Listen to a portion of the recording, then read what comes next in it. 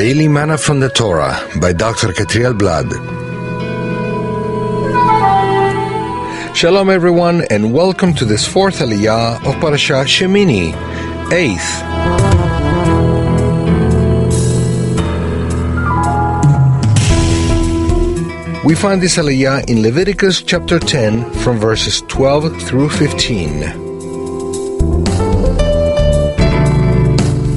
Today's reading is found in verse 15, and it reads as follows: The thigh of the heave offering and the breast of the wave offering they shall bring with the offerings of fat made by fire, to offer as a wave offering before the Lord.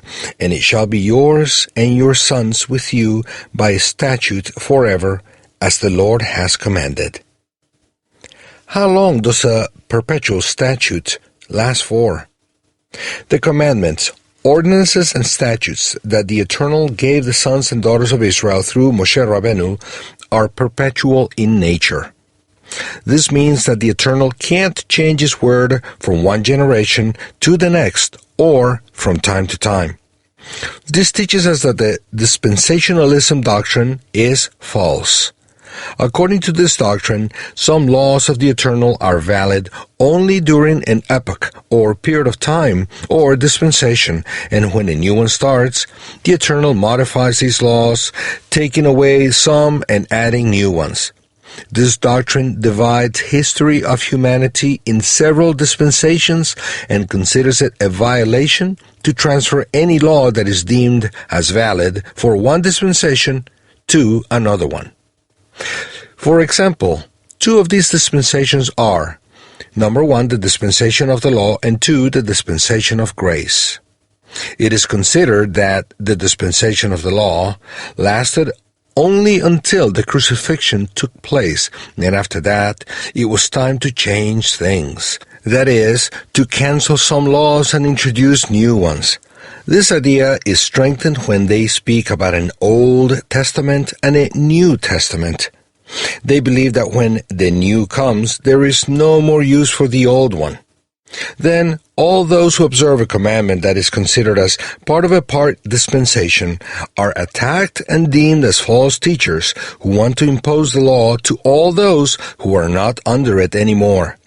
They think that the expression "under the law" has to do with the dispensation of the law and don't understand what Paul means with that expression. Those who follow this doctrine oppose all the commandments that have to do with temple service because, according to them, in the dispensation of grace, there cannot be a temple with animal sacrifices. This relative modern doctrine has infected many Christians in the whole world and is creating a false image of the Eternal. It presents Him as one who doesn't keep His word and promises. In essence, this doctrine is anti-messianic because the true Messiah never spoke of a period of law and then a period of grace. On the contrary, He said that all of the Eternal's commandments would last until heaven and earth pass away, and that the one who breaks the least of these commandments would be called least in the kingdom of heaven. Matthew 5:17 through 19. Besides, the true Messiah has to rebuild the temple in Jerusalem, according to the prophecy given upon the son of King David. 1 Chronicles 17:12 through 14 and 22 verse 10. Where animal sacrifices, according to the perpetual statutes given by Moshe Rabbeinu, will be reinstalled. Ezekiel chapters 40 through chapter 48. Dear disciple of the true Messiah, don't be fooled by those who say that the statutes given to Aaron and his sons are not perpetual. When the new altar is installed in the place of the temple in Jerusalem, animals will be offered again for a fragrant smell to the Eternal. Please, let's not oppose to these statutes in order to avoid being considered least in the kingdom of heaven. Kol Tuv.